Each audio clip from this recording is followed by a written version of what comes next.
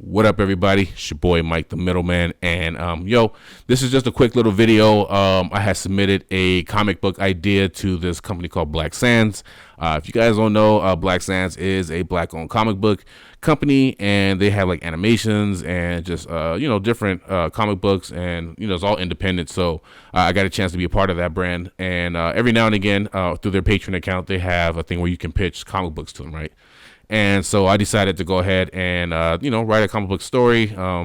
As you know, I write, rhymes and stories, short films anyway. So I was like, yeah, I want to check, just take a crack at writing the comic book story. And plus, shout out to comic books who kept me really entertained, especially the times when I had zero lights in my apartment and like literally no utilities on except for the water.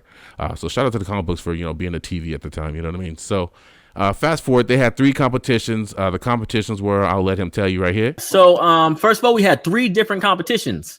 Yes. First competition was for women survival, right? We want survivors. The Moors. Yeah, let's go to the Moors. Let's go. Very interesting. I tell you had me looking up history on this one. For me, the Moor stories, good, really good. Let's see. Now, let's move on to the final competition of this January, which was Battleground Mali. So out of the 3 stories, there was the woman survivalist, and that was the one I was originally going to go for. I did have a dope story, but after listening to some of what they're wanting, I wasn't sure if it was going to be survivalist enough. So I was like, oh well, I'll still try to write it. But I leaned back into the Mali tournament.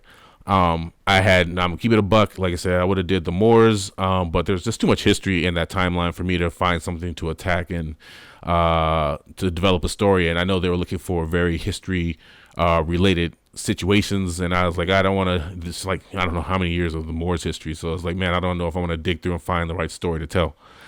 So I stuck down to the 2. I was gonna submit to 2 stories, and one of them was going to be the woman survivalist. That was the one I was originally going to do, and it was going to be a story about I'm not going to tell that one, but so I ended up doing the Mali story tournament, the Mali fight tournament.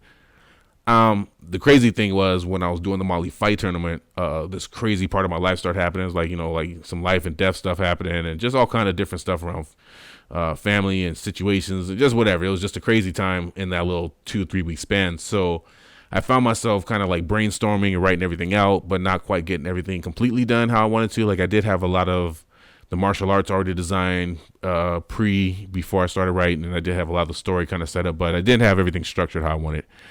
And it's crazy because the timeline was, I think it was like February 5th or something like that. It was like, quick.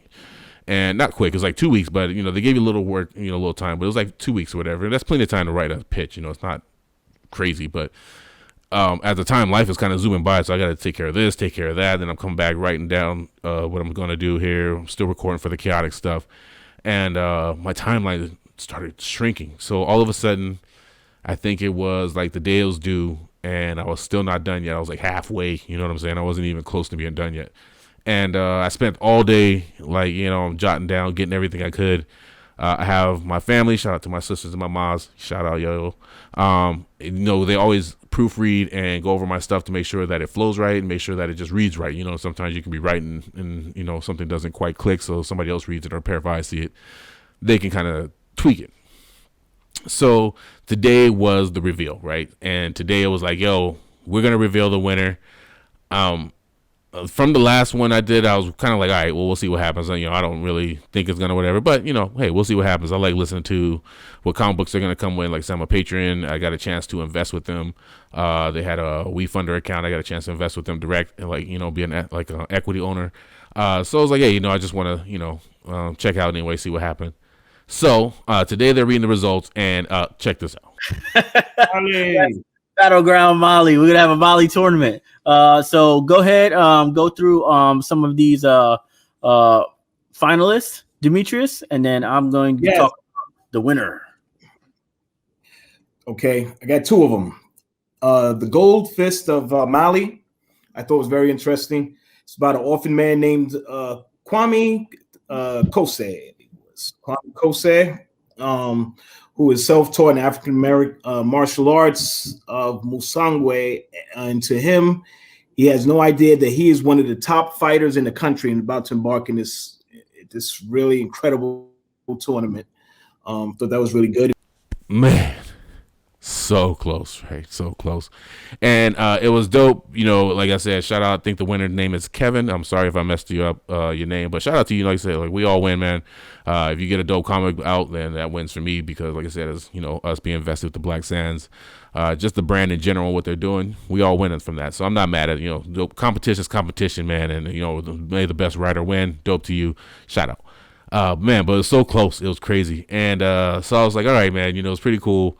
You know, hearing them saying that the two stories that they did like besides the winner were a little bit different than what other people pitched. What do you think was needed for them to move up to a winning position? If there was anything lacking in those specific things? A little more on the character. I wanted a little bit more on the character. It was really hard because a lot of the stories that were submitted, they all were following that same format. Again, these two stood out just slightly different from the others, but I wanted just a little bit more on the build of the character itself. Even though it's just a short synopsis, you know, give me something that makes me want to see a little bit more.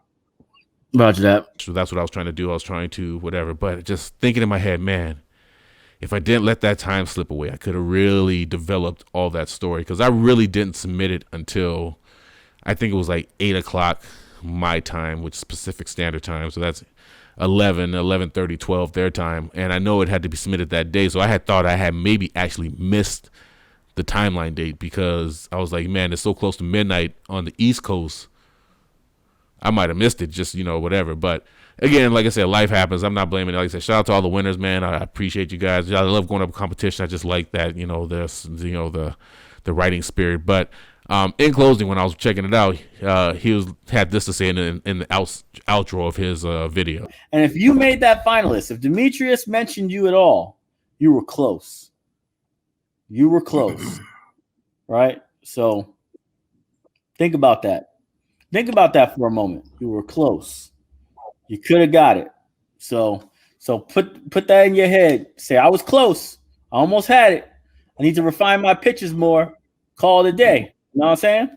And definitely look at the courses that we have when we're talking about writing stories. I have an entire course on YouTube called 90-Day Book Publishing Course. Take that course.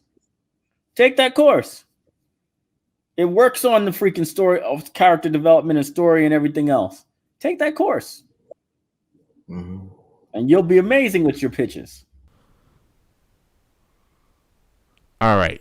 So, you know, the first one I had a little bit of inspiration, but I kind of understood after hearing what he wanted. All right, I missed that one. This one, they called my name.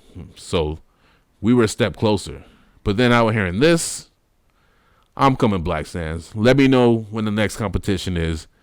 I can come up with stories, man. But now I see what you guys are looking for. I'm pitching something sick, all right?